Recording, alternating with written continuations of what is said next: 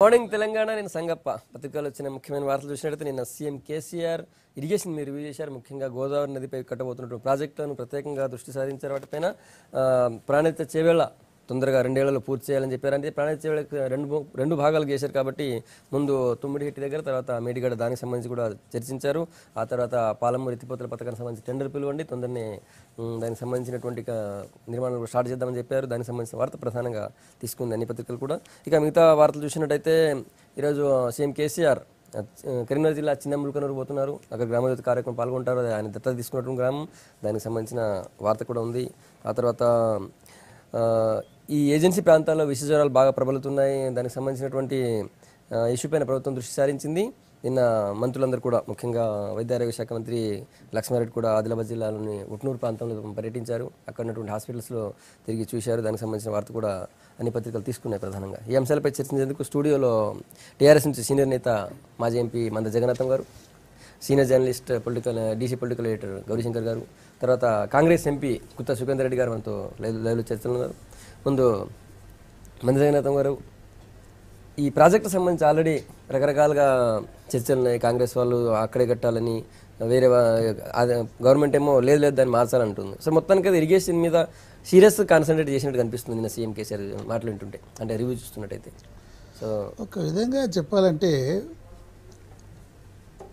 కాంగ్రెస్ హయాంలో ప్రాజెక్టులన్నీ హరిబరిగా తొందరతో ఏదో సాధించాలి అన్న ఉద్దేశంతో ప్రారంభించినట్టు, ఆ తర్వాత జలయజ్ఞం ఒక ధనయజ్ఞంగా మరి ఏ విధంగా ఇప్పటి కూడా అప్పుడు మొదలుపెట్టి ప్రాజెక్టులు 1 ఎకరా కూడా నీళ్ళు లేని పరిస్థితులు ఉన్నాయి ఇప్పటికీ. ఉదాహరణ మా కలవకుర్తి ఎత్తిపోతల పథకం తీసుకుందాం, నెట్టంపాడు తీసుకుందాం, కోయిల్ సాగర్ తీసుకుందాం, మహబూబ్నగర్ జిల్లాలో. అసలు ఇవి మహబూబ్నగర్ జిల్లాకు చాలా అత్యంత ఆవశ్యకరమైన ప్రాజెక్టులు. కానీ ఇప్పటిదాకా ల్యాండ్ అక్వైర్ చేసిన వాళ్ళకు భూములకు డబ్బులు కూడా ఇవ్వలేకపోయారు. అసలు ఆ రోజులు ఏంటంటే ల్యాండ్ అక్వైర్ చేయకుండా బలవంతంగా దున్నిపారేస్తారు, కాలువలు కొట్టిపారేస్తారు. ఉదాహరణకు నెట్టంపాట్ల ప్రాజెక్టులో. అందుకనే ముఖ్యమంత్రి కేసీఆర్ వీటిని సమగ్రంగా చర్చించేసి, ఒకటి రైతులకు ఇబ్బంది కాకుండా ఇది భూమి సేకరణ చేయడం, వాళ్ళని ఒప్పించేసి ధర అటు ఇటు అయినా రేట్ ఎక్కడిటో అయినా కానీ. రెండవది, మన ఉద్యమమే నీళ్లు నిధులు విధులు అంటూ తెలంగాణ ఉద్యమం మొదలుపెట్టాము. మన యొక్క నీటిని సద్వినియోగపరచుకుంటే సత్వరంగా ప్రాజెక్టులు చేపట్టాలి అని చెప్పేసి. ఇప్పుడు ప్రజలు 5 సంవత్సరాలు మనకు అవకాశం ఇచ్చారు. దాంట్లో ఆల్మోస్ట్ 1 సంవత్సరం గడిచిపోయింది. సాధారణంగా ఏ ప్రభుత్వమైనా, రాష్ట్రమైనా, కేంద్రమైనా కానీ మొదటి సంవత్సరాన్ని వారి యొక్క వ్యూహాన్ని నిర్మించుకోవటానికి ఆ టైంని వెచ్చిస్తారు. ఈ కాలంలో కొన్ని సంక్షేమ కార్యక్రమాలు చేపడితేనే మనం ఏవైతే పోరాటం చేసామో నీళ్లు విధులు వీరి గురించి ఎటువంటి చూస్తారు. అప్పుడు ఉద్యోగాల గురించి అనౌన్స్ చేయడం జరిగింది. నీళ్ళని ఏ విధంగా మళ్లించుకోవాలని చెప్పేసి.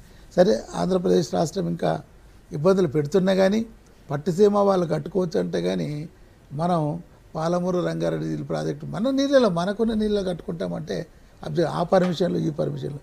మరి మీరు ఏ పర్మిషన్లు తీసుకున్నారండి పట్టిసీమకు? సో ఇవన్నీ ఒక పక్క పెడుతున్నట్టే. సరే, కాంగ్రెస్ వాళ్ళు ప్రాజెక్టులు స్టార్ట్ చేశారు కాబట్టి వాళ్ళకు ఉండొచ్చు, మేము పెట్టిన ప్లేసుల్లోనే కట్టాలి అని చెప్పి.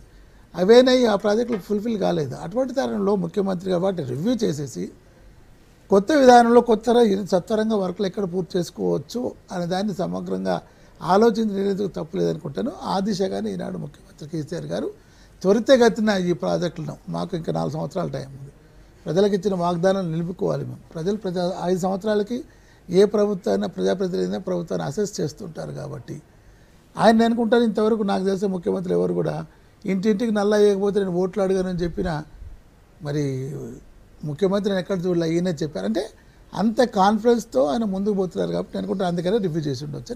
రైట్ హరిశంకర్ గారు. డెఫినెట్లీ మనకి ఇరిగేషన్ ప్రాజెక్ట్స్ మోస్ట్ ఇంపార్టెంట్ మన స్టేట్కి. పర్టికులర్లీ తెలంగాణ ప్రాంతం చాలా మటుకు రెయిన్ ఫెడ్ ఏరియాస్లో ఉంది కాబట్టి మనకి మొదటి నుంచి కెనాల్ ఫెసిలిటీస్ లేవు, ఇరిగేషన్ ఫెసిలిటీస్ చాలా ఎఫెక్ట్ అవుతూ ఉంది. కాబట్టి ప్రయారిటీస్ చేసుకొని కొంచెం ఈ 2 మేజర్ ప్రాజెక్ట్, ప్రాణహిత చేవేళ ఒకటి, పాలమూరు ఎత్తిపోతల పథకం, ఈ 2 బేసిక్ ప్రాజెక్ట్ స్టార్ట్ చేస్తే ఓకే, కానీ మనకు ఆ నిధులు కూడా మొబిలైజ్ చేసుకోవాల్సి వస్తుంది. ఆ ప్రాజెక్ట్ ఆ టైంలో కంప్లీట్ చేస్తేనే మనకు లాభం, లేకపోతే మళ్ళీ అలాగే మనం ఇంతకుముందు ప్రాజెక్ట్స్ లాగానే పడిపోతుంది. సో మనకి డెఫినెట్గా 2 years కంప్లీట్ అవుతుందా అంటే అంత ఈజీ కాదు. డెఫినెట్ ల్యాండ్ అక్విజిషన్స్ ఇష్యూస్ చాలా అవుతూ ఉంటాయి మనకు. మంచిగా చాలా ప్రాజెక్ట్స్ చూస్తా ఉన్నాం, ల్యాండ్ అక్విజిషన్లో చాలా ఇరిగిపోయినాయి. కొన్ని బుల్డౌన్ చేసిపోయి తవ్వుకుంటూ పోవాలంటే అది సాధ్యం అయ్యే పరిస్థితి ఉండదు. డెఫినెట్గా గొడవలు అవుతాయి మళ్ళీ. కాబట్టి గవర్నమెంట్ నిజంగా ప్రయారిటీ చేసుకొని కొన్ని ఇంపార్టెంట్ ప్రాజెక్ట్స్, కొన్ని చిన్న ప్రాజెక్ట్స్ ఉన్నాయి అనుకోని దాని డబ్బులు ఖర్చు ఎక్కువ కాకుండా కొంచెం డబ్బులలో ఖర్చు కంప్లీట్ అయిపోతుందంటే ప్రయారిటైజ్ చేసుకొని అది కంప్లీట్ చేసుకుంటే బెటర్. ఇంకా ఈ మేజర్ ప్రాజెక్ట్స్ రెండు తీసుకున్న మంచిది. But at the same time చిన్న చిన్న ప్రాజెక్ట్స్ ఏవైతే ఉన్నాయో, బ్యారేజెస్ పెండింగ్ ఉన్నాయి, అవి తీసేసుకున్నా ఇంకా మంచిది. ఇంకోటి మనకి బేసిక్గా మేజర్ ప్రాబ్లం ఎక్కువైతే ఇంటర్స్టేట్ ప్రాబ్లం అవుతుంది. ఇప్పుడు మొన్ననే చూసాం మహబూబ్నగర్లో మనకి జుబ్బల్లి కృష్ణారావు గారు వీళ్ళంతా మనకి వెళ్ళి ఆబ్జెక్ట్ చేశారు, కొన్ని బ్యారేజెస్కి వెళ్తూ ఉన్నారు. కర్ణాటక కృష్ణానది మీద ఎన్నో బ్యారేజెస్కి వెళ్తున్నాయి, 10-12 బ్యారేజెస్ ఇది వస్తూ ఉన్నాయి. అది కూడా పెద్ద ప్రాబ్లం. మనం ఇక్కడ ప్రాజెక్ట్ కట్టుకుని కానీ నీళ్ళు రాకపోతే అది కూడా ఉంది, మనం అది కూడా చూస్తూ ఉండాలి. స్టేట్ మనకి ఇంటర్ స్టేట్ డిస్ప్యూట్సే ఎక్కువ ఇప్పుడు. సీఎం తీసుకున్న ఈ 2 ప్రాజెక్టులకు పెద్దగా ఏం లేవు అంటున్నారు. ప్రాణాయిత చేవేళ్ళకి సంబంధించి కూడా అలా డిజైన్ మార్చి కాబట్టి మహారాష్ట్రతో గొడవ లేదని సీఎం ఆలోచన. మెయిన్ అది మాతృ డిస్కషన్లో ఉన్నప్పుడు ముఖ్యమంత్రి గారు అదే చెప్పారు. ఇప్పుడు మహారాష్ట్ర ఆబ్జెక్షన్ చేసింది, వాళ్ళ దగ్గర 200 గ్రామాల ముందు ఓల్డ్ డిజైన్ తోటి. కాబట్టి వాళ్ళు కొంచెం ముందుకు వెళ్ళి మీరు కట్టుకుంటే మాకు గొడవ ఉండదు, మాకు అభ్యంతరం ఏం లేదు అన్నప్పుడు అయితే దట్స్ గుడ్. ఇంటర్ స్టేట్ ఇప్పుడు మన తెలంగాణలో కానీ మహారాష్ట్రలో కానీ ఏ గ్రామాలు కూడా మునగవద్దు. ఆ మునగకుంటే ఏదైనా స్కీమ్ ఉందనుకోండి, అదే టేకప్ చేస్తే బెటరే కదా. వై షుడ్ తక్కువ మునిగేది. ఎంపీ గారు మీరు ఎట్లా చూస్తారు? ప్రాణాయిత చేవేళ్ళకి సంబంధించి ఇప్పటికే మీ ఆలోచనకి అంటే కాంగ్రెస్ ఆలోచనకి గవర్నమెంట్ ఆలోచనకి చాలా తేడా ఉంది. మీరేమో పాత దగ్గర కట్టాలంటారు, ఆయన ఏమో దాన్ని మార్చాలంటున్నారు, ఎట్లా చూస్తారు? ఒకటి సంగప్ప గారు, మా మిత్రులందరికీ కూడా నమస్కారం. నమస్కారం. కాంగ్రెస్ పార్టీ ప్రాజెక్టులు గతంలో మా మంద జగన్నాథం గారు నేను ఇద్దరం తెలుగుదేశంలో ఉన్నప్పుడు ప్రాణాయిత చేవేళ కావాలని ఎక్కడ ఆదిలాబాద్ జిల్లాలో పాదయాత్ర దేవేందర్ గౌడ్ గారి నాయకత్వంలో హైదరాబాద్ దాకా పాదయాత్ర చేసేటటువంటి వాళ్ళం. తర్వాత యూపీ గవర్నమెంట్ అనుకోండి, లేకపోతే రాజశేఖర రెడ్డి గారి నేతృత్వంలో ఉన్నటువంటి కాంగ్రెస్ గవర్నమెంట్ అనుకోండి, దాన్ని శాంక్షన్ ఇచ్చినారు. దాదాపు ఇప్పటికో 7-8 కోట్లు ఖర్చు పెట్టారు. 40,000 కోట్లు కావాలి ఆ ప్రాజెక్టుకు. సరే, ఎక్కడైనా చిన్న ఇబ్బందులు లేకపోతే ఇంటర్ స్టేట్ ప్రాబ్లం వచ్చినప్పుడు ఆ డిజైన్లలో మార్పులు చేయడానికి పెద్ద సమస్య కాదు. కానీ ఇప్పుడు తోటపల్లి రిజర్వాయర్ మీద వాళ్ళు పెద్ద ఎత్తున కరీంనగర్ జిల్లా వాళ్ళు గొడవ చేస్తున్నారు. లేదు, ఇక్కడ ప్రాణాయిత చేవేళ్ళకు సంబంధించి రంగారెడ్డి జిల్లాకు సంబంధించి మొత్తం డిలీట్ చేస్తున్నారని వాళ్ళ ఆందోళన ఉంది. ఇది ఒక భాగం అయితే, రెండో భాగం ఇంతకుముందు మా జగన్నాథం గారు చెప్పినారు, కల్వకుర్తి ఫేజ్ 1 కానీ నెట్టెంపాడు కానీ భీమా కానీ 95% వర్క్లు అయిపోయి ఉన్నటువంటి ప్రాజెక్టులు. అవి చాలా తక్కువ మొత్తంతో వాటిని పూర్తి చేస్తే ఒక్క మహబూబ్నగర్ జిల్లాలోనే 7-8 లక్షల ఎకరాలకు సాగునీరు ఇచ్చేటువంటి అవకాశం ఉన్నటువంటి ప్రాజెక్టులు అవి. అదేవిధంగా ఇప్పుడు పాలమూరు ఎత్తిపోతల పథకానికి మేమందరం కూడా వ్యతిరేకం వరకు కాదు, మేమందరం కూడా పాతవి పూర్తి చేయండి, కొత్తవి ప్రారంభించమని చెప్తా ఉన్నాం. అదేవిధంగా మా డిండి ప్రాజెక్టు విషయంలో కూడా అదే చెప్తా ఉన్నాం. అయితే ఒక్కటి ఇక్కడ మనం ఆలోచన చేయాల్సింది ఏంటంటే, శ్రీశైల సొరంగం మా జిల్లాలో 27 కిలోమీటర్లు, 43 కిలోమీటర్లకు 27 కిలోమీటర్లు పూర్తయింది. దాని మీద కొంత కాన్సన్ట్రేట్ చేస్తే 1-2 ఏళ్లలో అది పూర్తి చేసే అవకాశం ఉంది. కల్వకుర్తి నెట్టెంపాడు భీమా కరెక్ట్ 1 ఇయర్లో మొత్తము పూర్తి చేసేటువంటి అవకాశం ఉంది. కాబట్టి వీటికి టాప్ ప్రియారిటీ ఇవ్వండి, వీటిని మొదలు పూర్తి చేసి. ఎందుకంటే 90-95% ఈ ప్రాజెక్టులలో మనం డబ్బులు ఖర్చు పెట్టాం, పూర్తయ్యే పరిస్థితులు ఉన్నాయి. చిన్న చిన్న మిస్సింగ్ లింక్స్తోనే ఆగిపోయినటువంటి పరిస్థితి ఉన్నది. కాబట్టి వాటిని మీరు త్వరగా పూర్తి చేయండి, కొత్త వాటిని తీసుకోవడంలో ఎవరికి ఏం అభ్యంతరం లేదు. అయితే గోదావరి మీదనేమో మనకు సమస్య లేదు. ఎందుకంటే అక్కడ 750 టీఎంసీలు, మనకు 750 మొత్తం 1450 టీఎంసీల వాటర్ వాడుకోవాలి. మనం దాంట్లో 2 రాష్ట్రాలు కలిసి కూడా ఇప్పటికి సగం వాడుకోవట్లేదు. కానీ కృష్ణా బేసిన్లో పరిస్థితి ఏంటంటే, మనకున్నటువంటి సర్ప్లస్ వాటర్, వాళ్ళకున్నటువంటి సర్ప్లస్ వాటర్ ఉమ్మడి ఆంధ్రప్రదేశ్లోనే చాలా ప్రాజెక్టులు ప్రారంభించినాం. తర్వాత మన అందరికి కూడా మన ఆంధ్రప్రదేశ్ ఇటు తెలంగాణకు నోట్లో మట్టి కొట్టే కార్యక్రమం అక్కడ కర్ణాటక అలుమట్టిలో జరుగుతూ ఉన్నది. అలుమట్టి రిజర్వాయర్ బ్యాక్ వాటర్ నుంచి పెద్ద ఎత్తున బ్యారేజెస్, లిఫ్ట్ ఇరిగేషన్ ప్రాజెక్టులు వస్తూ ఉన్నాయి. నాకు ఈ మధ్యలో ఒక ఇంజనీర్ గారు చెప్పినారు, వచ్చే 5 సంవత్సరాల్లో ఆ ప్రాజెక్టులు పూర్తయితే నాగార్జున సాగర్కు నీళ్ళు వచ్చేదే కష్టము. ఎప్పుడైనా పెద్ద పెద్ద వరదలు వస్తే తప్ప సాధారణంగా నాగార్జున సాగర్లోకి వచ్చేటువంటి నీళ్లు రాకుండా పైనే మ్యాక్సిమం వస్తే శ్రీశైలం వరకు రావచ్చు తప్ప సాగర్కు వచ్చే పరిస్థితి ఉందని చెప్తా ఉన్నారు. కాబట్టి ఇవన్నీ డేంజరస్ సిగ్నల్స్ అవుపడతా ఉన్నాయి. దీని కొరకు ఉభయ రాష్ట్రాల ముఖ్యమంత్రులు కూడా కేంద్రం మీద ఒత్తిడి తేవాలా. అంతర్రాష్ట్ర నదీ జలాల సమస్య ఉన్నది కాబట్టి కర్ణాటకను కంట్రోల్ చేసేటువంటి కార్యక్రమం కూడా చేయాలా. వాళ్ళు నిర్మించేటువంటి దెబ్బతినకుండా చూడాల్సిన బాధ్యత ఇద్దరు ముఖ్యమంత్రుల మీద కూడా ఉన్నది. Right, 2 points. ఒకటి, మీ మహబూబ్నగర్ జిల్లాలో మీరు మాట్లాడినటువంటి, మీరు ప్రస్తావించిన మహబూబ్నగర్ జిల్లాలో 90% పైన అయినటువంటి ప్రాజెక్టులని వాటిపైన ప్రస్తావన చేయట్లేదు సీఎం, దాన్ని పట్టించుకోవాలి ముందు అనేది సుఖేందర్ రెడ్డి గారు చెప్పారు. తర్వాత కర్ణాటక మీద కర్ణాటక వాళ్ళు కృష్ణ మీద కడుతున్న బ్యారేజీల పైన పెద్దగా స్పందించట్లేదు అనేది పోరాటం చేయాల్సిన అవసరం ఉంది కదా. ఇప్పుడు సుఖేందర్ రెడ్డి గారు అన్నట్టు లేదా కలవకుర్తి ఎత్తిపోతుల పథకంలో దాదాపు 90% వర్క్స్ కంప్లీట్ అయినాయని చెప్పేసి అంటా ఉన్నారు. అసలు కలవకుర్తి కెనాల్ ఎక్కడ ఉంది? అది మాడుగుల దాకా రావాలి. ఏ 90% వరకు ఎక్కడైనా తీసుకునేది తెలుగుదేశానికి సంబంధించిన మాజీ ఎంపీ గారు, అది సుఖేందర్ కూడా బాగా తెలుసు. అది నేను రాజకీయ కామెంట్ చేయట్లేదు. ఏమి ఆ కాలువ స్టార్ట్ చేశారు బిజినపల్లి దాకా, అక్కడక్కడ తవ్వారు, వదిలేశారు దాన్ని. మెయిన్గా ఏదైతే కల్వకుర్తి ఇప్పుడు ఎక్కడ పోవాలి, తలకొండ పోవాలి, పల్లి పోవాలి, మాడుగులు ఇటుపక్క రావాలి, చివరి దాకా సుఖేందర్ నీకు తెలుసు దాదాపు మన సాగర్ రోడ్ దాకా వస్తుంది ఆ కెనాల్ ఫీడ్. అయితే దాంట్లో ఎక్కడ కూడా పూర్తి కాలేదు. తర్వాత దీనికి ఆవి పట్టైన 2వ లిఫ్ట్ మేము మొదటి నుంచి చెప్తూనే ఉన్నాం. కాంగ్రెస్ ప్రభుత్వం వచ్చినప్పుడు ఇది తెలుగుదేశంలో స్టార్ట్ చేశారు. ఇది వచ్చినప్పుడు 2వ లిఫ్ట్ దగ్గర సాయిల్ బాగాలేదు, కెనాల్ అలైన్మెంట్ చూడండి అంటే మొండిగా వినకుండా ఇచ్చారు. ఇప్పుడు ఏమైంది, 2వ లిఫ్ట్ దగ్గర సర్జిపూల్ కూలిపోయింది, తర్వాత ఇది కూడా అది టనల్ కూలిపోయింది. ఎన్నిసార్లు దాన్ని రిస్టోర్ చేద్దామన్నా కోలార్ నుంచి పిలిపించారు ఎక్స్పర్ట్స్ అని చెప్పేసి, అది వాళ్ళు రిపీటింగ్ చేశారు, మళ్ళీ కూలిపోయింది. సో ఈ 2వ లిఫ్ట్ పూర్తయితే తప్ప నీకు ఒక్క చుక్క నీళ్ళు ముందుకు వచ్చే అవకాశం లేదు. ఆల్మోస్ట్ నీకు డిఫెక్ట్ అయింది. అయినా కానీ మొన్న హరీశ్వరరావు గారు స్వయాన్ని వెళ్ళేసి దాన్ని చూసి 350 కోట్ల రూపాయలు ఇప్పుడు పెట్టారు ఇక్కడ.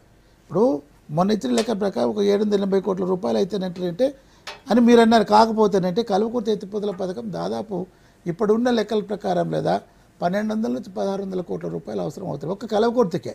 మొన్న ధర్నాలు ఏం చెప్పారు, 1000 కోట్లు పెడితేనంటే అన్ని ప్రాజెక్టులు పూర్తయిపోతే మేము ఒక్క కల్వకుర్తికే. ఇది అంచనాల ప్రకారం నిన్ననో మనం 2-3 రోజుల కింద ఈనాడు పేపర్లు ఇచ్చింది ఎస్టిమేట్స్లో దాదాపు 1200 నుంచి 1400 కోట్ల రూపాయలు. అయినా కానీ ఈసారి 350 కోట్ల రూపాయలు దానికి పెట్టడం జరిగింది. ఇది కల్వకుర్తి ఎత్తిపోతల పథకం. నెట్టెంపాడు ఏం చేశారు, నీకు ఆయకట్టలేదు, రిజర్వాయర్లు కట్టారు, పిల్ల కాలువలు లేదు, ఏమి లేదా, మెయిన్ వర్క్స్ అని చెప్పేసి చూసారు, మెయిన్ వర్క్స్ కూడా ఇవన్నీ అవకతవకలు కాదు. ఇవన్నీ ముందు కాన్సెప్ట్ లేకుండా, ఒక ఆలోచన లేకుండా చేసిన వాటి వల్ల ఈనాడైతే ఇబ్బందులు అవుతున్నాయి. ఇప్పుడు రాష్ట్ర ప్రభుత్వం కూడా ఈనాడు ఏమంటుంది, ఆనాడు ప్రారంభించిన ప్రాజెక్టులని మేము పూర్తి చేయమనట్లేదే, వాటికి ఈనాడు నెట్టంపాడికి 350 కోట్లు, దీనికి 700 కోట్ల రూపాయలు మేమలో పెట్టడం జరిగింది, కోయిల్ సాగర్కి డబ్బులు పెట్టడం జరిగింది. అయితే ఈ బాటిల్ నెక్స్ని పూర్తి చేయకపోతే ఎన్ని విధాల ప్రయత్నాలు చేస్తున్నా కానీ లేదా ఈనాడు ఈ సెకండ్ లిఫ్ట్ రిస్టోర్ కావట్లేదు. రెండోది ఏదైతే కెనాల్ ఉందో కల్వకుర్తి కెనాల్ ఉందో లేదా అక్కడి నుంచి స్టార్ట్ గుడిపల్లి గట్టి నుంచి లేదా పీస్ అక్కడక్కడ తెవేసి ఇక ఏమైనా మాట్లాడితే రాజకీయము తర్వాత కాంట్రాక్టుల విషయం అంటారు, వాటి జోలికి పోకుండా నేను ఆ వర్క్ లైన్ 90% వరకు ఇక్కడ కంప్లీట్ కాలేదు సుఖేందర్. దాదాపు నేను అనుకుంటా ఒక 60-65% వర్క్ కంప్లీట్గా డబ్బులు అయిపోయినాయి. అప్పుడు అలొకేషన్స్ డబ్బులు వెలిగింది ఎంత, నాకు 800 కోట్లు 600 కోట్లు మాత్రం వెలిగినాయి. కాకపోతే ఈ ప్రాజెక్టులకు డబ్బులు ఎక్కువైనా కానీ రాష్ట్ర ప్రభుత్వం పెట్టడానికి సిద్ధంగా ఉంది, దాంట్లో ఇరికిపోయింది. రెండవది కర్ణాటక చౌర్యం. ఇది ఇక్కడే కాదు, దీని 2 రాష్ట్రాలు ఇందాక సుఖేందర్ రెడ్డి అన్నట్లు లేదా 2 రాష్ట్రాల ముఖ్యమంత్రులు ఇక్కడ నువ్వు అధికారంలో నేను రావాలా, నేను అధికారంలో రాయాలన్నా లోకల్ దాన్ని కాకుండా ఫస్ట్ ఆఫ్ ఆల్ లేదా పైన ఉన్నది ఉంటుంది. గతంలోనే తుంగా భద్ర ఈ 2 ఉపనదుల మీద విపరీతంగా 8 నుంచి 10 దాకా అక్వాడక్ట్స్ కట్టడానికి వచ్చేస్తే మేము పార్లమెంట్లో పెద్ద గొడవ పెట్టాం. ఆర్డిఎస్ కెనాల్ మీద లేదా రాజశేఖర రెడ్డి గారి తోడల్లుడు గారు అక్కడ పవర్ ప్రాజెక్టు స్వర్ణ ప్రాజెక్టు ఆనాడు గొడవ పెట్టి దాన్ని ఆపించాం. ఇప్పుడు రాయచూరు దగ్గర లేదా ఒక అతి బ్యారేజ్ లాగా చిన్న అక్వాడక్ట్ లాగా కట్టడానికి చేస్తుంటే మొన్న సరే కాంగ్రెస్ వాళ్ళు వెళ్ళి వచ్చారు, టీడీపీ వాళ్ళు వెళ్ళి వచ్చారు, టీఆర్ఎస్ నుంచి కూడా మా వాళ్ళంతా కూడా వెళ్ళి గిరిజాపూర్ దగ్గర. వీటన్నిటిని ఫస్ట్ లేదా బేసికలీ వీటిని మనం అడ్డుకట్ట వేయాల్సిన అవసరం ఉంది. గతంలో 1996లో మనం ఆనాడు దేవేగౌడ గారిని, అప్పుడు సుఖేంద్ర కూడా ఉన్నారు, దేవేగౌడ గారిని ప్రధానమంత్రి చేసాం మనము.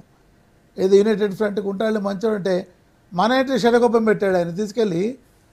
phase 2 వర్క్ అంటూ ఆలమట్టిని అప్పర్ కృష్ణ వర్క్ అంటూ phase 2 అని చెప్పు 524 తీసుకుపోవడానికి మొదలుపెట్టినప్పుడు పార్లమెంట్లో ఆనాడు గొడవ పెట్టి పెట్టి పెట్టి ఆఖరి సుప్రీంకోర్టుకి వెళ్ళి 519కి సుప్రీంకోర్టు అలో చేసింది.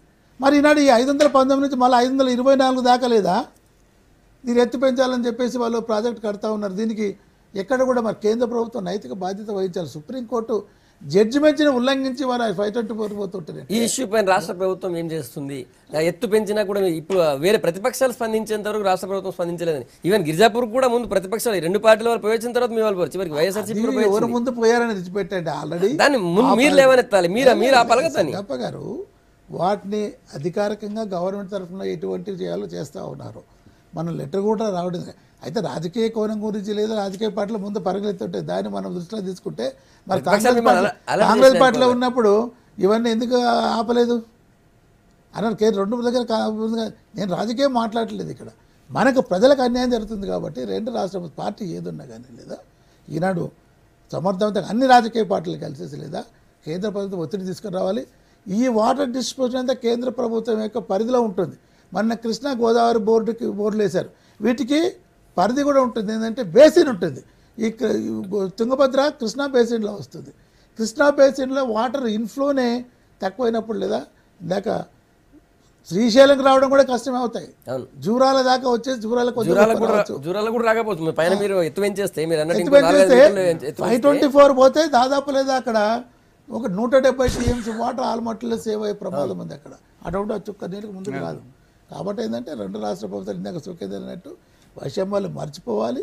మేము కూడా ఫీల్ అయ్యేది ఏంటంటే రాష్ట్ర ప్రభుత్వాలు గట్టి మొన్న తెలంగాణ రాష్ట్రం చూసారు, చాలా ఘాటు లేఖ రాయడం జరిగింది. వీటిని మీరు ఆపకపోతారంటే బాగుంటుందని చెప్పేసి ఆ విధంగా ఒత్తిడి తీసుకొచ్చి CWC యొక్క వీటిని సమగ్రంగా లేదా చట్టానికి అనుగుణంగా అమలు చేసే విధంగా ఇప్పుడున్న పరిస్థితిలో 2 రాష్ట్రాలు కలిసి కర్ణాటక మీద పోరాటం చేసే అవకాశం ఉంటుందా? కేంద్ర ప్రభుత్వం మీద ఒత్తిడి తెచ్చే అవకాశం ఉంటుందా?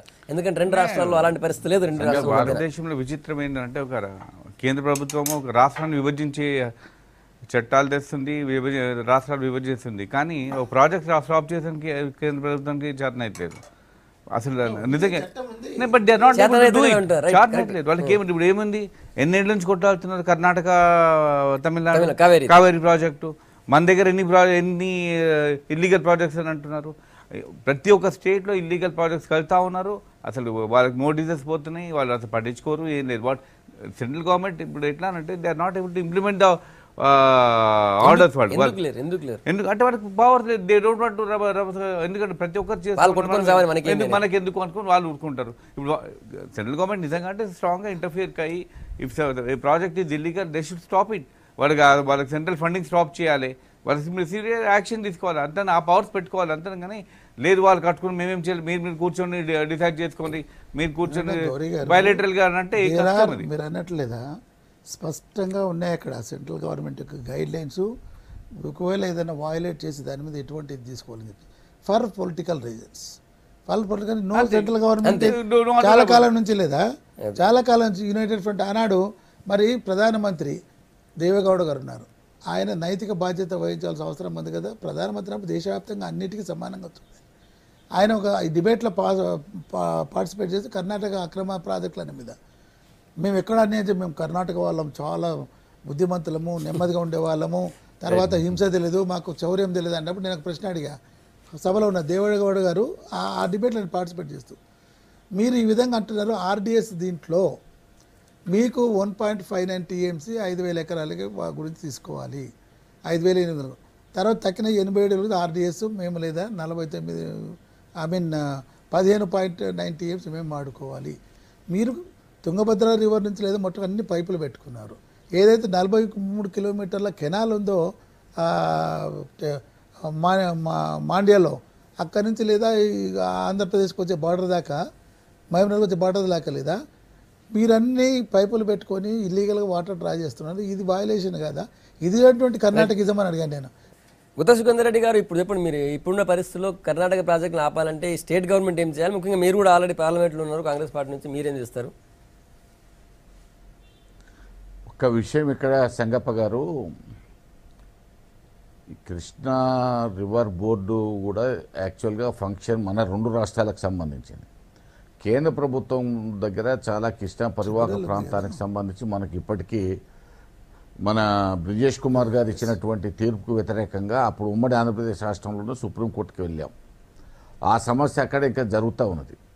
తర్వాత రాష్ట్ర విభజన తర్వాత మళ్ళా మనం ఇటు ఆంధ్రప్రదేశ్ కానీ ఇటు తెలంగాణ కానీ ఉమ్మడిగా ఫైట్ చేయాల్సినటువంటి అవసరం ఉన్నది వాళ్ళు ఇచ్చినటువంటి తీర్మానానికి వ్యతిరేకంగా, వాళ్ళ తీర్పుకు వ్యతిరేకంగా. ఇవన్నీ ఒక ఎత్తు.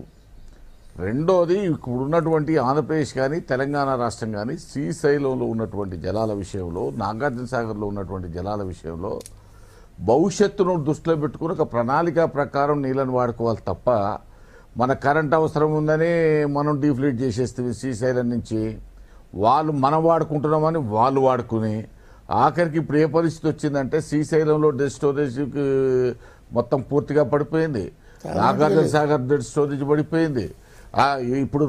ఇప్పుడు తెలంగాణకు మంచినీళ్ళ కరువు వచ్చే పరిస్థితి వచ్చింది, ఇప్పుడు ఆంధ్రాలో మంచినీళ్ళ కరువు వచ్చే పరిస్థితి వచ్చింది. వర్షాలు వెనకకు పోతా ఉన్నాయి. ఆగస్టు ఇవాళ 24వ తారీఖు ఇంతవరకు ఏ ప్రాజెక్టులో ఒక చుక్క నీరు వచ్చి చేరేటువంటి పరిస్థితి లేదు. ఈ పద్ధతి ప్రకారం ఏంటంటే ఈ 2 ఆంధ్రప్రదేశ్ తెలంగాణ రాష్ట్రాలు వచ్చే భవిష్యత్తును దృష్టిలోనైనా ఉన్న నీళ్ళని ఏ విధంగా పంచుకోవాలి, ఏ విధంగా వాడుకోవాలి అనేటువంటి విషయాన్ని మర్చిపోయి పోటీలు పడి తగాదాలు పడి ఉన్న ప్రాజెక్టులు మొత్తం ఖాళీ చేసేసి ఇప్పుడు మంచినీళ్ళ కొరకు ఎదురు చూసేటువంటి దుర్భరమైనటువంటి పరిస్థితి రావడం చాలా విచారకరమైనటువంటిది. ఇవి ఉన్నటువంటి నీళ్లను మనం వాడుకునే పద్ధతి అనుసరించాల్సిన దాని మీద ఒక ప్రణాళిక. రెండోది, కర్ణాటకను ఏదైతే అక్రమంగా నిర్మిస్తున్నటువంటి ప్రాజెక్టులు ఉన్నాయో దాన్ని ఎదుర్కోవడానికి 2 ముఖ్యమంత్రులు కూడా కూర్చోవాలా, మాట్లాడుకోవాలా, దాన్ని ఆపాలా. అక్కడ ఆపిన తర్వాత మన దగ్గర నీళ్ళు వచ్చినాక నీ వాటా ఎంత, నా వాటా ఎంత, ఏ పద్ధతిలో వాడుకోవాలా, అది తర్వాత ఈ ఉన్న నీళ్ళని ఎట్లా వాడుకోవాలని. కానీ ఎవరికి ఒకరు మాట్లాడుకోరు. ఈడ తుమ్ము తీస్తే నాగన సార్ నా నియోజకవర్గంలో ఉంది, పోయిన రబీలో చూశారు మీరు. సాగర్ ప్రాజెక్టు మీద 2 రాష్ట్రాల పోలీసు వాళ్ళు 1 గేట్లు తెలవడాన్ని 1 గేట్లు బంద్ చేయాలని కొట్టుకునేటువంటి మరి పరిస్థితులు వచ్చినాయి. ఇలాంటి పరిస్థితులు రావడానికి 2 ముఖ్యమంత్రులు 2 ప్రభుత్వాలు ఒక సమన్వయంతో కనుక పనిచేసినట్టయితే ఈ పరిస్థితులు రావు. కానీ ఎవరికి వాళ్ళు చిద్దులకు పోయి ఎవరికి వాళ్ళు ఆధిపత్య పోరులో మొత్తం ఇటు సాగర్ నోటి శ్రీశైలం ఖాళీ చేసి ఇవాళ ఇటువంటి పరిస్థితులు రావడం చాలా మన దురదృష్టకరమైనటువంటివి. కాబట్టి మొదలు 2 కూర్చోవాలా, నదీ జలాల మీద మాట్లాడుకోవాలా. మనకు మేజర్ ఇష్యూ కృష్ణా రివర్లోనే ఉంది. కృష్ణా నదిలోనే మనకు అటు కర్ణాటకతో సమస్య, ఇటు ఆంధ్రతో సమస్య, ఇటు తెలంగాణతో సమస్య, అటు మహారాష్ట్ర పైన ఉన్నటువంటి సమస్య, మళ్ళీ ఇందులోనే 15 టీఎంసీలు మద్రాసుకు మంచినీళ్ళకి ఇచ్చేటువంటి సమస్య, తెలుగు గంగ ద్వారా ఎన్ని రకాలైనటువంటి సమస్యలు కృష్ణా పరివాహక ప్రాంతంలో ఉన్నాయి, కృష్ణా నదిలో ఉన్నాయి. దీనికి పరిష్కారం కర్ణాటక మీద చేయాలా. రేపు పార్లమెంట్లో వచ్చినప్పుడు తెలంగాణ ప్రభుత్వం తీసుకునేటువంటి కార్యక్రమానికి కానీ, కర్ణాటకను అడ్డుకోవడానికి ఆంధ్రప్రదేశ్ ప్రభుత్వం తీసుకునేటువంటి కార్యక్రమానికి కానీ ఖచ్చితంగా మేము సహకరిస్తాం. ఇప్పుడు ఈ 2 రాష్ట్రాలు కలిసి కర్ణాటక అక్రమ ప్రాజెక్టులు ఆపించడానికి వాళ్ళు చేసే ప్రయత్నంలో మా పాత్ర కూడా మేము వహిస్తాం. జగన్నాథం గారు కూడా అదే 2 కలిసి పోరాటం చేయాలంటున్నారు. ఇంకొకటి, గుత్తా సుఖేందర్ రెడ్డి గారు గ్రామజ్యోతి కార్యక్రమం గురించి మీకు తెలుసు, ఆల్రెడీ స్టార్ట్ అయింది. సీఎం కొన్ని గ్రామాలు తీసుకొని మోడల్ విలేజ్గా తయారు చేయాలనుకుంటున్నారు. దాని ద్వారా మిగతా గ్రామాలకు కూడా ఆదర్శంగా ఉంటాయి, అందరు కూడా ఆ విధంగా మార్చుకుంటారు. ఈరోజు కరీంనగర్ జిల్లా చిన్న ముల్కనూరు పోతున్నారు సీఎం కేసీఆర్. ఆ ఊర్లో కూడా శ్రమదానం చేస్తారు. మొన్న ఎర్రవల్లి చూసాం, అంతకుముందు గంగదేవపల్లి చూసాం. సో ఈ కార్యక్రమంతో రాష్ట్రంలో గ్రామాల స్వరూపం మారిపోతాను కోసా. ఒక విషయము మన సంగప్ప గారు, గ్రామజ్యోతి కాన్సెప్ట్ నేను వ్యతిరేకించడం లేదు. గ్రామజ్యోతి కార్యక్రమం మంచి కార్యక్రమమే. కానీ గ్రామజ్యోతి కార్యక్రమంలో ఒక సామాజిక బాధ్యత గ్రామాల్లో ప్రజల్లో తీసుకురావాల్సినటువంటి అవసరం ఉంది. రాజకీయాలకు అతీతంగా అన్ని రాజకీయ పక్షాలను గ్రామస్తులందరినీ దాంట్లో కలపాల్సినటువంటి అవసరం ఉంది. ఈ గ్రామజ్యోతి కార్యక్రమంలో ఎంపీటీసీల ఇన్వాల్వ్మెంట్ లేదు, జెడ్పీటీసీల లేదు, ఎంపీపీల లేదని వాళ్ళు ఎవరు రావట్లేదు.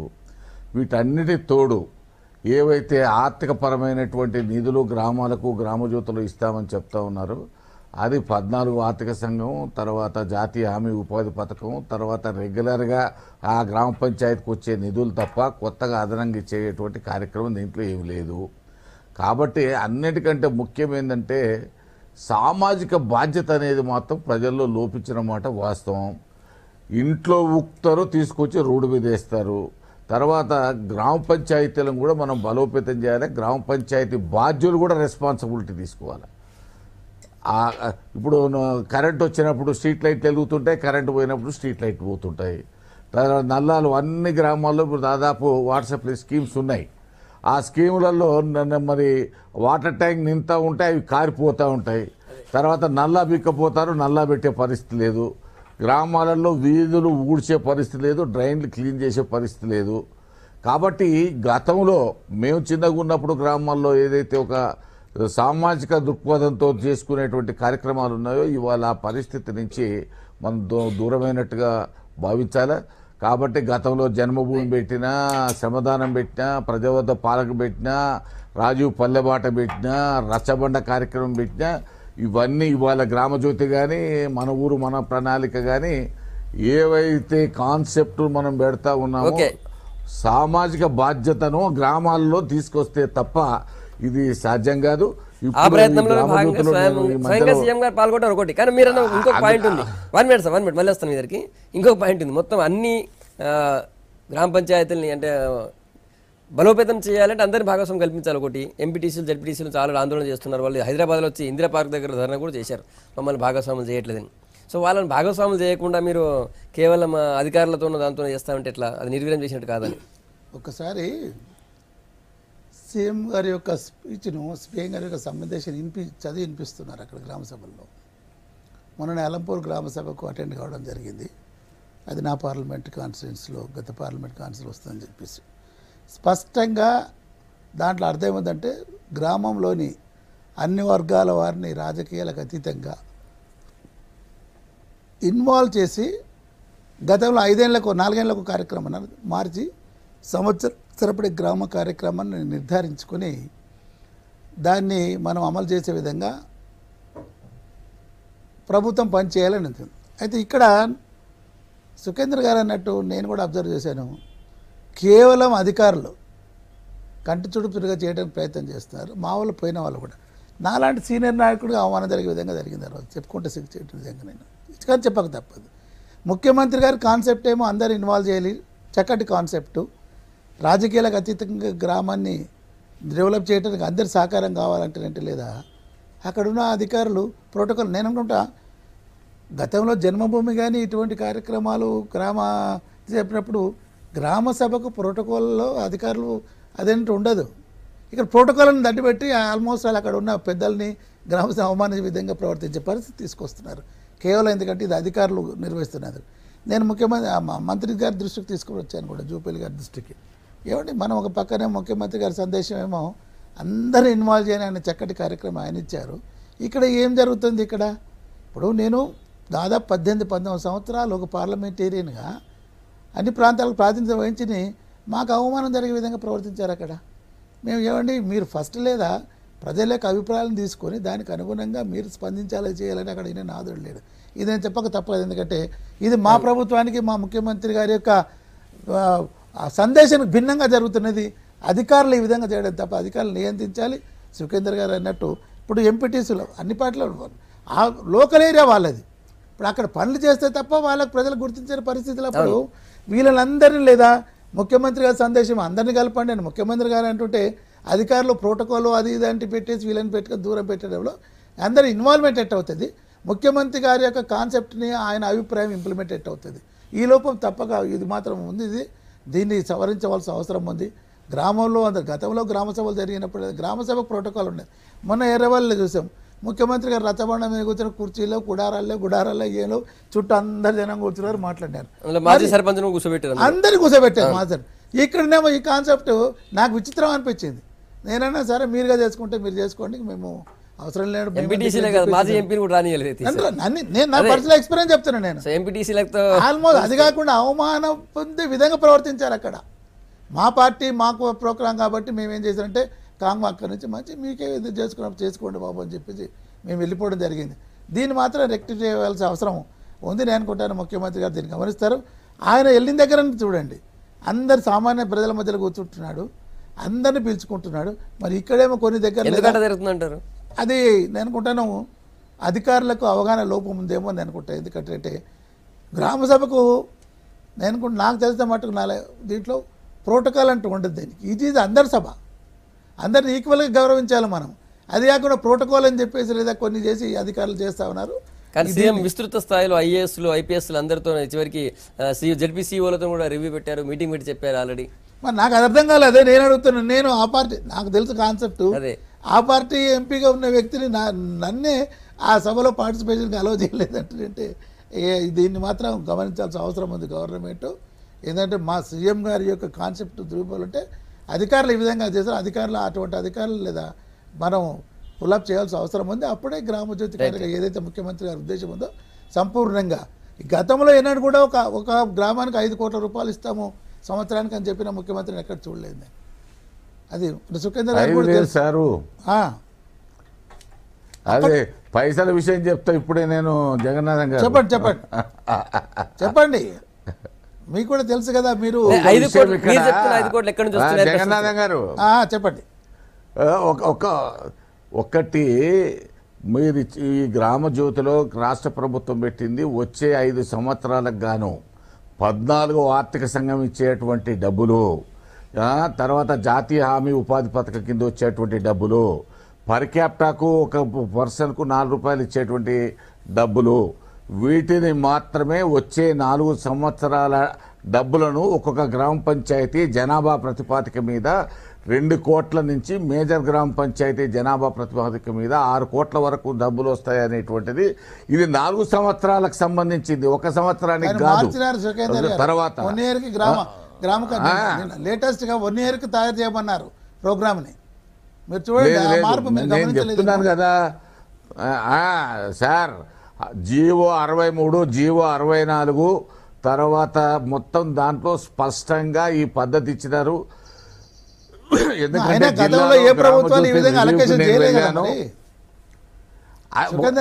మన కేంద్ర ప్రభుత్వం ఇచ్చే డబ్బులే కేంద్ర ప్రభుత్వం ఇచ్చేది పూల్ చేసి స్పెండ్ చేసే దాఖలాలు లేవా?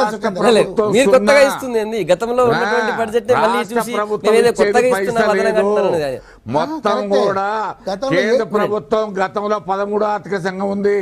తర్వాత గతంలో మనమే జాతీయ ఉపాధి పథకం పెట్టాము. ప్రతి సంవత్సరం 39,000 కోట్లు కేంద్ర బడ్జెట్లో పెడుతున్నాము.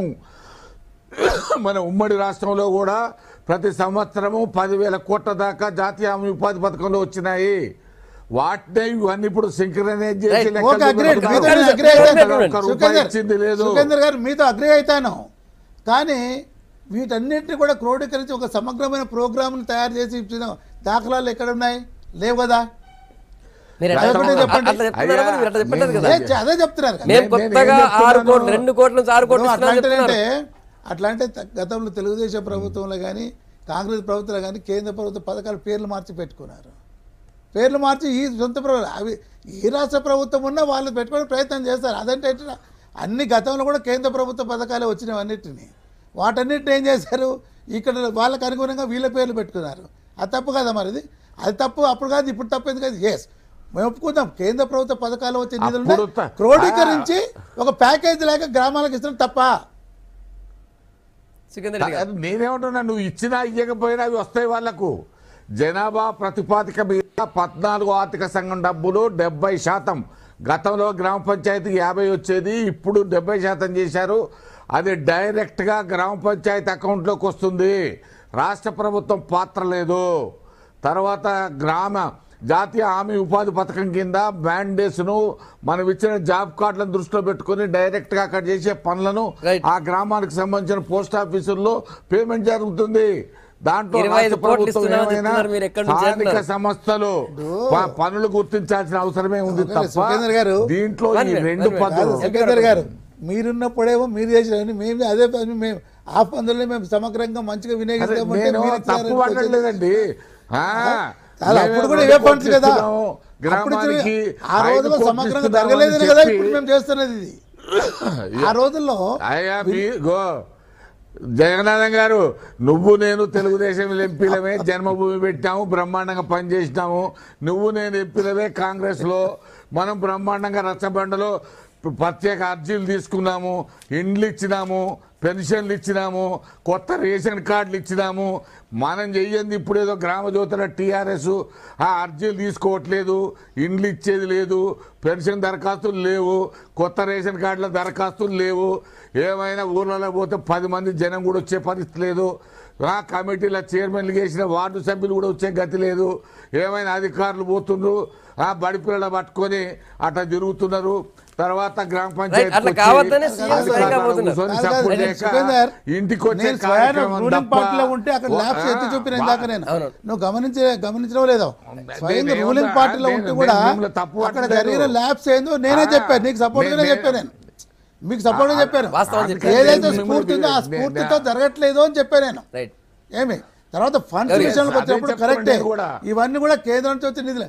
కానీ ఏంటంటే క్రోడీకరించి ఇచ్చిన వ్యవస్థ గతంలో లేదు కదా. ఇప్పుడు ఆ ప్రయత్నాన్ని తప్పుపడతామా చెప్పండి. ఉంది, ఇప్పుడు ఉన్నాయి. జగన్నాథం గారు, మీరు తెలుగుదేశం ఎంపీ, కాంగ్రెస్ ఎంపీ, నేను తెలుగుదేశం ఎంపీ, కాంగ్రెస్ లేదు. ఈ 2 సమస్యలు, ఒకటి ప్రోటోకాల్ పేరుతో అందులో ఎంపీటీసీ గెలిచింది కూడా ఆ ఊరు నుంచి. నిజానికి ఒక సర్పంచ్ ఉన్నాడంటే ఎంపీటీసీ కూడా దాదాపు ఆ ఊరు లేదా పక్కన 2 ఊరు కలిసి గెలిచింది. ఆయన కూడా రాని పరిస్థితి. చివరికి ఇలాంటి సీనియర్ నాయకుడు తనకు స్వయంగా ఎదురైన పరిస్థితి చెప్పారు. ఎందుకు ఈ పరిస్థితి వస్తుంది? దీస్ ఆర్ బేసిక్గా అంటే ఇప్పుడు ఒఫిషియల్ లెవెల్ వాళ్ళైతే మీటింగ్స్ ఆర్గనైజ్ చేస్తే వాళ్ళ తప్పు. దే షుడ్ ఒక్కసారి అందరిని ఇన్వాల్వ్ చేయాలంటే విలేజెస్కి డెఫినెట్గా they should involve all section of people irrespective of political affiliations కానీ, రూలింగ్ పార్టీ కానీ, అపోజిషన్ కానీ, అందరిని ఇన్వాల్వ్ చేయాలి విలేజ్ డెవలప్మెంట్. ఇప్పుడు మన గ్రామ జ్యోతి గురించి మనం మాట్లాడుతూ ఉంటే నిజంగా అంటే it's nothing but a new package. ఏంటంటే వచ్చిన సెంట్రల్ ఫండ్స్కి పూల్ చేసుకొని మనం ఎట్లా స్పెండ్ చేసుకోవాలని పెట్టుకుంటారు అంతనే తప్ప అడిషనల్గా ఫండ్స్ మనకు స్టేట్ ఫండ్స్ కొంచెం వస్తుండొచ్చు, కానీ మెజారిటీ ఏంటంటే సెంట్రల్ ఫండ్స్ ఉన్నాయి మనకు. దాన్ని ఎట్లా రెగ్యులేట్ చేసుకుంటే బాగుంటుంది. అప్పుడు సీఎం గారు ఏంటంటే ఇప్పుడు ఆ విలేజ్ మోటివేట్ చేస్తున్నాడు. బేసికలీ ఇది మోర్ మనకి సెంట్రల్ ఫండ్స్ ఎట్లయినా వస్తుంది, ఆ స్పెండ్ వచ్చిన ఫండ్స్ కూడా మంచిగా యూటిలైజ్ చేసుకుంటే బాగుంటుంది. కొంచెం మోటివేట్ చేసుకొని మీరు ప్లాన్ చేసుకోండి ఎట్లా వాడుకుంటే బాగుంటుంది అంతనే తప్ప ఇంకా దాంట్లో పెద్ద ఇట్స్ టోటలీ డిఫరెంట్ కాన్సెప్ట్. కానీ స్టేట్ గవర్నమెంట్ వచ్చి గ్రామాలు మాత్రం ఆశతో మాకు సరిగ్గా 25,000 కోట్లు అంటే ఒక్కటి వచ్చిన ఫండ్ ఒక్కటి సంగప్ప వచ్చిన ఫండ్స్ కూడా ప్రాపర్ గా మనం యూటిలైజ్ చేసుకోవడం కూడా రెగ్యులేట్ చేసుకోవడం కూడా ఇంపార్టెంట్. ఇంకోటి ముఖ్యమంత్రి గారు మోటివేట్ చేస్తున్నారు పబ్లిక్ ని, ఎందుకంటే సోషల్ రెస్పాన్సిబిలిటీ. ఇప్పుడు ఎట్లా ఉంటుంది, ఇంతకుముందు గుత్తా సుఖేందర్ రెడ్డి గారు చెప్పారు, మనకు చెత్త ఊడ్ చేసి బయట పడేసాము, అట్లా పడేకుని తల్లులారా మంచిగా బ్యాగ్లో పెట్టుకోండి, లేదంటే ఒక డస్ట్బిన్ అక్కడ పక్కనే డస్ట్బిన్ క్రియేట్ చేసుకొని ఆ డస్ట్బిన్లో పోయి వేస్తే బాగుంటుంది. మన బాగుంటుంది, మన ఊరు మనకు క్లీన్ చేసుకొని పెట్టుకోవడం బాగుంటుంది. ఎవరో వచ్చి గవర్నమెంట్ ఆఫీసర్స్ వచ్చి మనకి క్లీన్ చేయాలని కాకుండా మీరు క్లీన్ చేసుకోండి అన్నట్టు మోటివేట్ చేస్తున్నాడు. నేను చెప్పేది అనేది సుఖేందర్ గారు చెప్పింది కరెక్టే, గౌరీ గారు విశ్లేషించింది కరెక్టే. It is central government funds డైరెక్ట్గా వాళ్ళకి రావాల్సిన అవుట్ ఆఫ్ 73-74 అమెండ్మెంట్స్ దీంట్లో రావాల్సిన అవసరం. కాకపోతే అంటే గతంలో వివిధ కారణాల వలన ఇవి వాళ్ళకు డైవల్ కాలేదు. ఇప్పుడు ఎందుకు కేసీఆర్ గారినండి వీటిని మన కేటీఆర్ గారు కదా, ఏ గ్రామంకు పోయినా లేదా it is the sarpanch is the person అని చెప్పేసి ఆ కాన్సెప్ట్లో పోతున్నాను. తర్వాత టీఆర్ఎస్ వచ్చిన తర్వాత అనుకుంటాను గ్రామాల్లో రోడ్ల సౌకర్యం వీటి గురించి ఫండ్స్ లేదు, ఇప్పుడు ఇచ్చినంతగా ఇక్కడ గతం ఆల్మోస్ట్ మండలానికి 5 కోట్ల రూపాయలు చొప్పున ఇస్తూ పోయి వాటన్నిటిని కూడా డబ్బులు ఇవ్వడం జరిగింది. సరే నేననేది మేము మీద బ్రహ్మాండం బద్దలు కొడుతున్నాం కాదు, కానీ ఒకటి ఏంటంటే ఉన్న వనరులన్నీ సమీకరించి క్రోడీకరించి ప్రజల్ని మోటివేట్ చేసేసి సమగ్ర గ్రామాభివృద్ధికి తీసుకుపోవడం అది తప్ప. అది పాతదైన న్యూ కాన్సెప్ట్ ప్రజలకు లీడ్ తీసుకొని పోవాల్సిన అవసరం ఉంది కదా. అట్లా అంటే ఏ గవర్నమెంట్కి వచ్చిన కదా కాంగ్రెస్ వచ్చిన సెంట్రల్ గవర్నమెంట్ కదా, సెంట్రల్ గవర్నమెంట్ ఫండ్స్ కాదు, ఏదైనా మన రాజ్యాంగం ప్రకారం లేదా. ఇప్పుడు ఈ 73-74 అమెండ్మెంట్స్ ద్వారా ఏమైందంటే డైరెక్ట్గా ఫండ్స్ వచ్చి దీనికి పోయినాయి, కానీ అదర్వైజ్ లేదని ఇవన్నీ కూడా స్టేట్ గవర్నమెంట్కి వచ్చి ఇప్పటికి కూడా కొన్నిట్లో ఇప్పుడు మొన్న కొత్త కాన్సెప్ట్ ఇంట్రొడ్యూస్ చేశారు సెంట్రల్ గవర్నమెంట్లో. Mahatma Gandhi national rural development దాన్ని ఏమన్నారు, ఇప్పుడు డైరెక్ట్గా మేము విలేజ్లకి ఇచ్చేస్తాం అంటున్నారు. Thank you sir. వ్యవస్థ మొత్తానికి సామాజిక మారుతున్నప్పుడు బాధ్యత దాన్ని గ్రామస్తుల్లో రావాల్సిన మోటివేట్ అవసరం చేయడం ఉంది. కూడా ఇంపార్టెంటే ఆ కదా. ఆ పని ఇప్పుడు సీఎం గారు ఆ మోటివేషన్ గ్రామజ్యోతి ద్వారా జరుగుతుందంటారు. థ్యాంక్ యూ మంద జగన్నాథం గారు, గౌరీశంకర్ గారు, గుత్తా సుఖేందర్ రెడ్డి, గుడ్ మార్నింగ్ తెలంగాణలో అభిప్రాయం చెప్పినందుకు మీ అందరికీ. ఇది ఇవాళ గుడ్ మార్నింగ్ తెలంగాణ. రేపు మళ్ళీ మార్నింగ్ ఇదే టైం కలుద్దాం. Stay tune.